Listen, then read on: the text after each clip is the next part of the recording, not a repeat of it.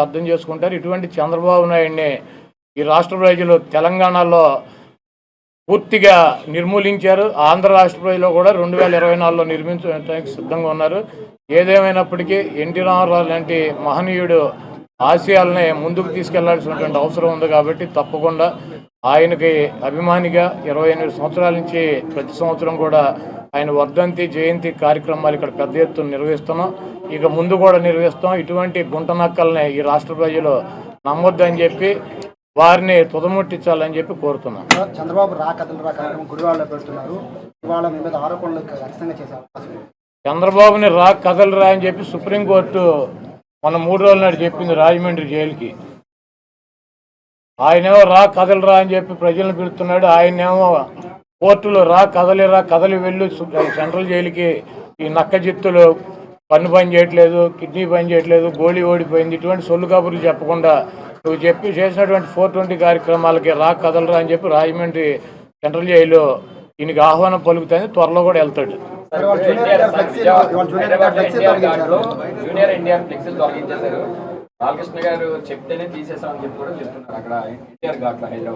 Junior NTR ఫ్లెక్సీలు తొలగిస్తే ఎవడ తీయమన్నా అది ఊడిపోయిన ఇంటికి అని ఊడిందా?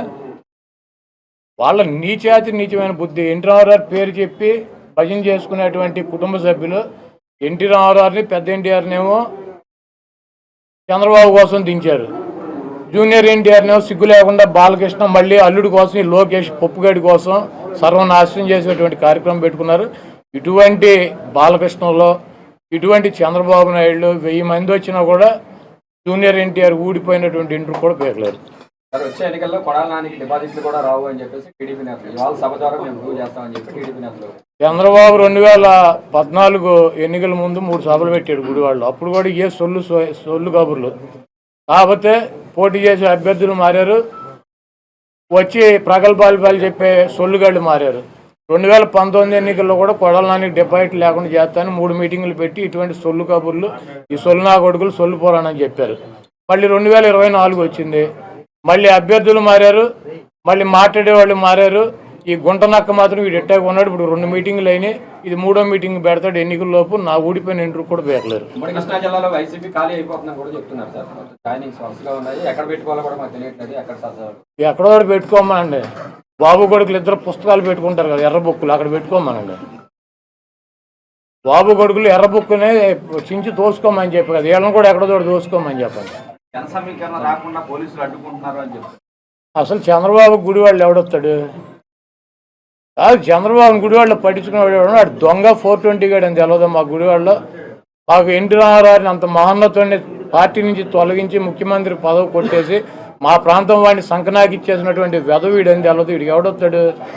చంద్రబాబు నాయుడికి జనం వస్తారా? అంటే 1,00,000 మందితో సాగుతామని టీడీపీ నాయకులు చెప్తున్నారు కదా సార్.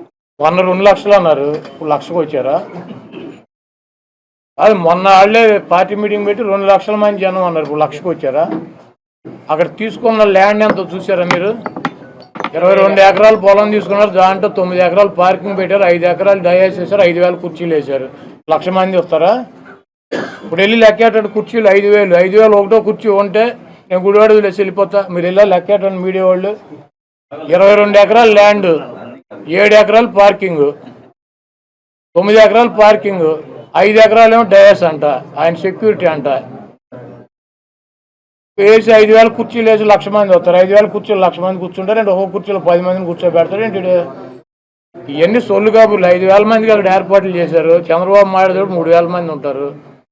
చంద్రబాబుకి ఆయన ఋత్విక్ రోషన్ ఏంటి జగబడి వచ్చేటకి ఈ సొల్లు కానీ నా చిన్నప్పటి నుంచి చూసి సొల్లు కబుర్లు, సొల్లు పురాణం ఇవన్నీ ఈయన వాళ్ళకి చెవుల్లోంచి రక్తం గారింది. చంద్రబాబుని పట్టించుకున్నాడు గుడివాళ్ళు ఎవడు ఉండడు.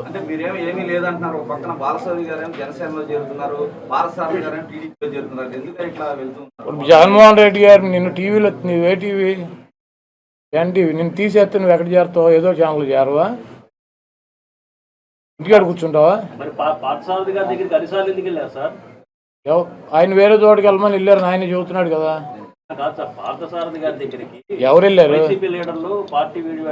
ఎవరు వెళ్ళింది? ఎవరు? నేను కూడా వెళ్ళా. ఎందుకన్నా మనందరం కలిసి ఉన్నాం కదా, కలిసి ప్రయాణం చేద్దామని చెప్పి. అవునయ్యా, ఆయన తీసేసాడు, మేము ఉండమని అడుగుతాం. పీకేసేది మేం కాదు కదా. కలిసి ఉందాము అన్ని చోట్ల, ఇప్పుడు దాకా కలిసి ఉన్నాం కదా, కలిసి ఉందాం, తొందరపాటు మాకని చోటాకి వెళ్తాం. మరి ఎవరు వెళ్తారు? అది ఎవరు వెళ్తారు? జగన్మోహన్ రెడ్డి గారు సీట్ ఇస్తానంటే నాకు వద్దు, జనసేన తెలుగుదేశం మాకు వెళ్ళదు, ఏ పార్టీకి వస్తే సీట్ ఆ పార్టీలో చేరుతామని చెప్పి వెళ్ళేవాళ్ళు ఎవడు ఉన్నాడా? అది జగన్మోహన్ రెడ్డి గారు పీకేసిన వాళ్ళు తప్పించి, పక్కన పెట్టిన వాళ్ళు తప్పించి ఎవరు వెళ్ళారు చెప్పండి, వాడి పేరు చెప్పండి. జగన్మోహన్ రెడ్డి గారు నేను సీట్ ఇవ్వను, నీకు బాగాలేదు అని చెప్పిన వాళ్ళు తప్పించి ఎవరు వెళ్ళారు చెప్పండి, ఒకటి పేరు చెప్పండి. లేదు మాకు చంద్రబాబు దగ్గరికి వెళ్తామని చెప్పి వెళ్ళినాడు ఎవడు, ఒకటి పేరు చెప్పండి. పీకేసిన వాళ్ళు ఇప్పుడు మిమ్మల్ని ఒక ఛానల్లో పీకేస్తే ఇంకో ఛానల్కి వెళ్ళరా? ఉద్యోగం మానేసి ఇంటికాడ కూర్చుంటారా?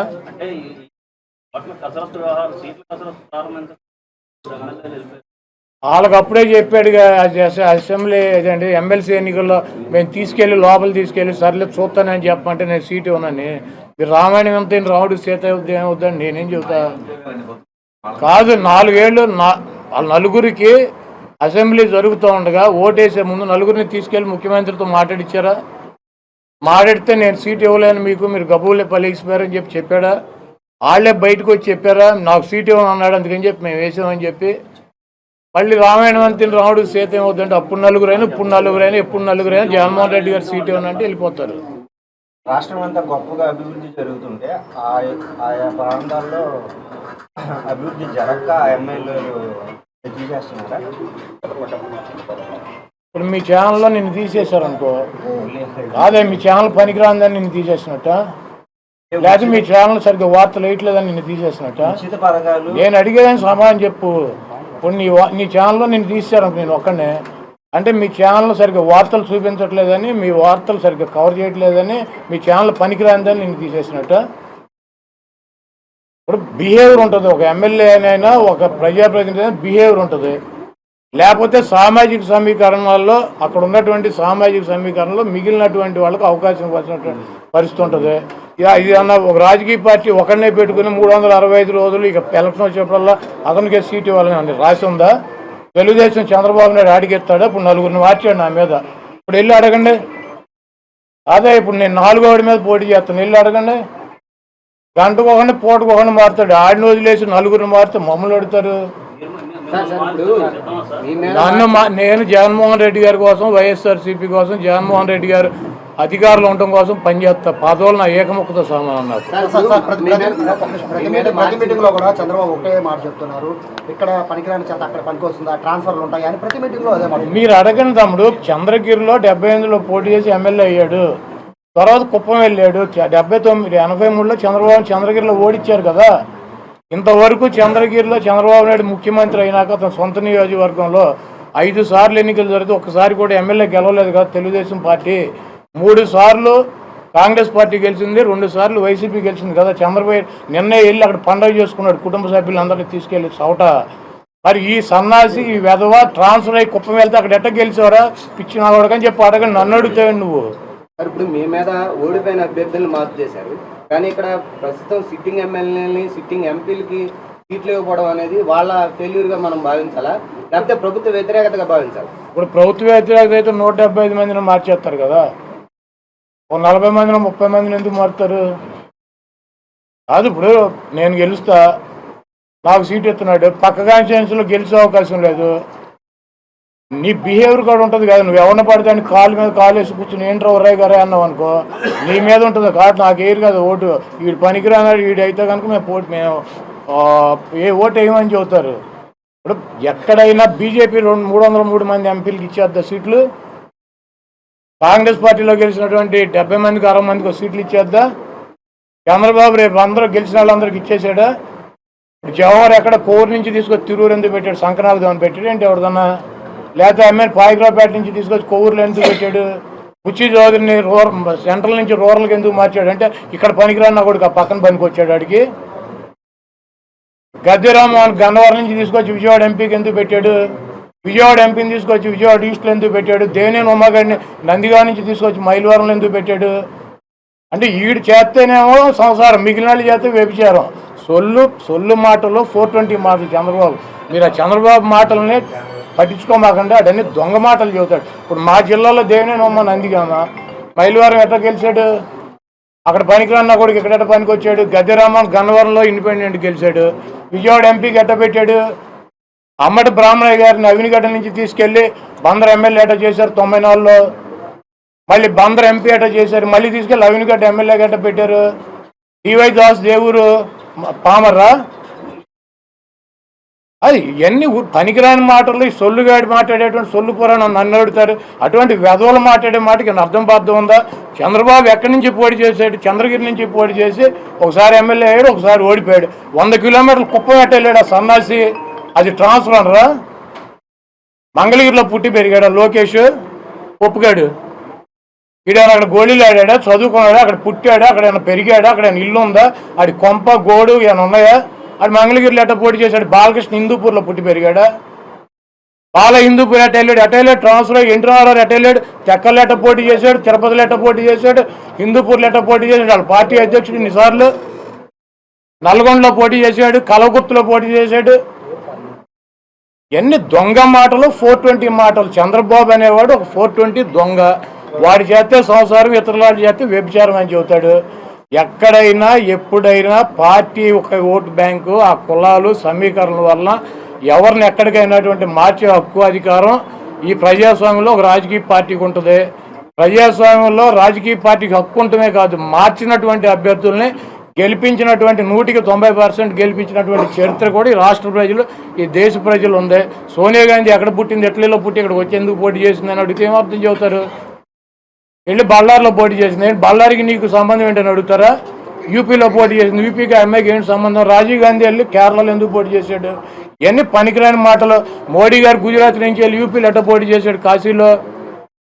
ఇవన్నీ ఉన్నాయి. చంద్రబాబు లాంటి పనికిరాని వెధవ మాట్లాడే మాటలు మీరు పట్టించుకుని అడిగితే ఎందుకు టైం వేస్ట్? కాకపోతే ఇవన్నీ ప్రతి రాజకీయ పార్టీలోనూ సర్వసాధారణంగా జరిగేటువంటి మార్పులు చేర్పులు.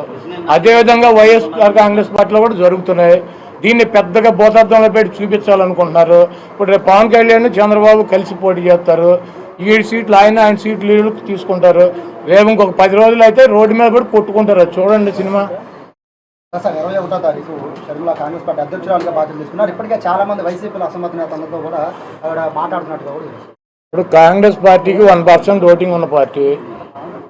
జగన్మోహన్ రెడ్డి గారు కాంగ్రెస్ పార్టీ అధికారంలో ఉండగా, కిరణ్ కుమార్ రెడ్డి గారు ముఖ్యమంత్రిగా ఉండగా, ఈ రాష్ట్రంలో బలంగా కాంగ్రెస్ పార్టీ ఉండగా, కాంగ్రెస్ పార్టీలోంచి వచ్చి జగన్మోహన్ రెడ్డి గారు కాంగ్రెస్ పార్టీ మీద పోటీ చేసి పులివెందల, కడప పార్లమెంట్ అసెంబ్లీ గెలిచారు. ఆ తర్వాత జరిగినటువంటి బై ఎలక్షన్లో పార్లమెంటు కడపలో 20 అసెంబ్లీ సీట్లో పోటీ చేసి కాంగ్రెస్ పార్టీ మీద గెలిచాడు. కాంగ్రెస్ పార్టీ ముఖ్యమంత్రి ఉండగా, కాంగ్రెస్ పార్టీ బలంగా ఉండగా. ఇప్పుడు 1% ఉన్న కాంగ్రెస్ పార్టీ గురించి మీటింగ్ ఏంటి? జగన్మోహన్ రెడ్డి గారు గెలిచింది ఎవరి మీద? కడపలో ఎవరి మీద గెలిచాడు? కాంగ్రెస్ పార్టీ మీద గెలిస్తే తెలుగుదేశానికి డిపాజిట్ పోయింది. అప్పుడు ఏమైంది కాంగ్రెస్ ఓటు? పులివెందుల్లో విజయమ్మ గారు గెలిచింది ఎవరి మీద? కాంగ్రెస్ మీద గెలిచారు. ఎవరి మీద గెలిచింది ఆవిడ? వివేకానంద రెడ్డి గారి మీద గెలిచింది. వైఎస్ వివేకానంద రెడ్డి గారి మీద. తెలుగుదేశానికి డిపాజిట్ పోయింది. కాంగ్రెస్ ఓటు వచ్చిందా మాకు? లేకపోతే నెల్లూరు పార్లమెంటు కాంగ్రెస్ పార్టీ అధికారంలో ఉండగా కాంగ్రెస్ మీద గెలిస్తే తెలుగుదేశం డిపాజిట్ పోయింది. కొవ్వూరు, ఇక్కడ రామచంద్రపురం, అదేవిధంగా ఈ పక్కన ఉన్నటువంటి నరసాపురం, ఇవన్నీ డిపాజిట్ తెలుగుదేశానికి పోయినాయి. కాంగ్రెస్ మీద పోటీ చేస్తారు. ఈ రాష్ట్రంలో మొన్న 2014-19 ఎన్నికల్లో జనసేన గెలిచింది నరసాపురం, అక్కడ రాజోళ్ళు. 3వ ప్లేస్ ఎవడు? టీడీపీ. నరసాపురంలో 2వ ప్లేస్లోకి జనసేన వస్తే టీడీపీ 3వ ప్లేస్. భీమవరం, గాజువాకలో పవన్ కళ్యాణ్ 2వ ప్లేస్కి వస్తే 3వ ప్లేస్ డిపాజిట్. ఈ రాష్ట్రంలో ఏ పార్టీ పుట్టినది, కాంగ్రెస్ కావచ్చు, బీజేపీ కావచ్చు, జనసేన కావచ్చు, ఏ పార్టీ అయినా బలంగా ఫైట్ ఇస్తే 3వ ప్లేస్లోకి వెళ్ళే ముష్టిగాడు చంద్రబాబు. డిపాజిట్లు పోగొట్టుకునే వెధవ చంద్రబాబు. కాబట్టి ఎన్ని పార్టీలు వచ్చినా 4 ఓట్లు ఒక్కో పార్టీకి పోతే వీడికి కూడా 4 మిగులుతాయి. కాబట్టి వెళ్ళి మీరు చంద్రబాబు అడగండి, సాయంత్రం వస్తాడు. బాబు కాంగ్రెస్ పార్టీకి అధ్యక్షురాలు మారారు, మనం 3లో ఉంటామా 2లో ఉంటామా, డిపాజిట్లు పోతాయని వెళ్ళి ఆయన అడగండి.